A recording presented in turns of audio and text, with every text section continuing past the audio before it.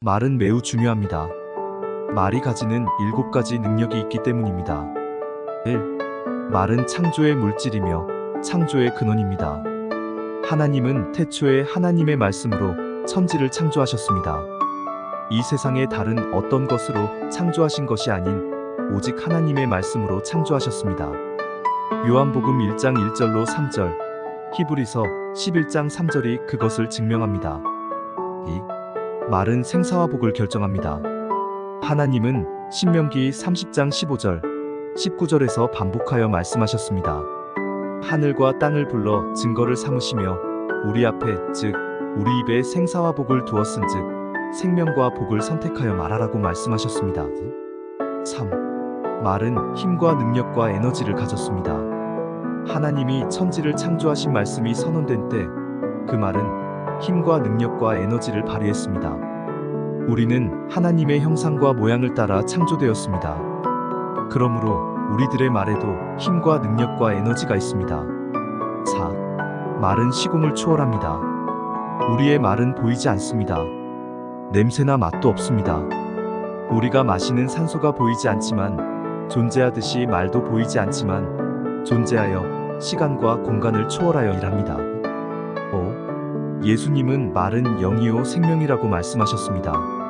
말은 영이고 생명이어서 하나님의 말씀을 듣는 자는 영이 살아나고 생명을 받게 됩니다. 그러나 세상의 말, 사탄의 악의적인 말을 들으면 죽음과 어둠이 찾아옵니다. 6. 말은 소유권을 가지고 있습니다. 말하는 자의 소유로서 그 말은 그 삶의 모든 질을 결정합니다. 그리고 그 말은 부메랑 법칙에 따라 그 말의 소유자에게 반드시 책임으로 돌아옵니다. 7. 말은 항상 열매를 강제 섭취하게 합니다. 우리는 먹는 것에 대해 자유권을 가졌습니다. 어떤 것이든 자유하게 선택하고 또한 먹든지 안 먹든지 자유합니다. 그러나 말이 입에 선언되면 그 말은 씨앗이 되고 그 씨앗은 새싹과 줄기를 만들고 꽃이 피고 열매를 맺습니다. 그리고 그 열매는 말의 주인에게 강제 섭취하게 만듭니다. 그것이 말의 중요성입니다. 모든 인간은 예수님을 믿고 그분이 구세주 되심을 고백함으로 거듭날 수 있습니다. 거듭날 때 생명의 말씀이 육신이 되신 예수 그리스도가 우리 안에 거하심으로 영은 살아나고 말씀으로 다시 태어나게 됩니다. 베드로전서 1장 23절은 너희가 거듭난 것은 썩어질 씨로 된 것이 아니요 썩지 아니할 씨로 된 것이니 살아있고 항상 있는 하나님의 말씀으로 되었느니라라고 가르치고 있습니다. 야고보서 1장 18절은 또 그가 그 피조물 중에 우리로 한 첫 열매가 되게 하시려고 자기의 뜻을 따라 진리의 말씀으로 우리를 낳으셨느니라라고 증거합니다. 당신이 거듭났습니까? 그렇다면 당신은 지금 말씀의 존재이며 당신의 영적 DNA는 말씀입니다. 그러므로 영의 양식인 말씀을 먹고 마셔야만 합니다.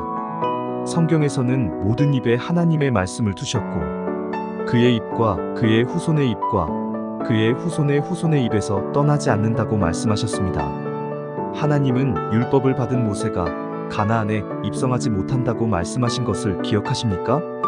그 이유가 신 광야 가데스 무리바 물가에서 하나님께서 바위에게 말로 명령하여 물을 내게 하라 하신 말에 역행한 다시 말의 말씀과 일치하지 않은 그의 말 때문에 그는 가나안에 들어가지 못했습니다. 율법을 받았음에도 그의 입에는 말씀이 없었기 때문에 말을 잘못했습니다. 그의 뒤를 이은 수백만 명의 리더 여호수아에게 하나님은 단 하나의 명령만 주셨음을 기억하십니까? 이 율법책을 내 입에서 떠나지 말게 하며 주야로 그것을 묵상하여 그 안에 기록된 대로 다 지켜 행하라. 그리하면 내 길이 평탄하게 될 것이며 네가 형통하리라.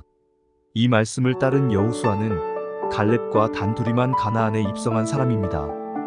그리고 가나안에서 수많은 기적과 이적들을 창조했습니다. 왜 그렇습니까?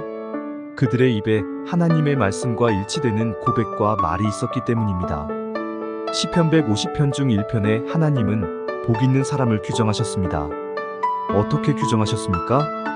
복 있는 사람은 여호와의 율법을 즐거워하여 그의 율법을 주야로 묵상하는 자로다. 아시겠습니까? 복 있는 사람은 하나님의 말씀과 일치되는 말을 하는 그가 복 있는 사람입니다. 자, 이것을 이해해 보십시오. 나와 내 말은 하나입니다. 나와 내 말을 둘로 나눌 수 없습니다. 또한 그 말에 대한 책임이 내게 있습니다. 그와 같이 하나님과 하나님의 말씀은 하나입니다.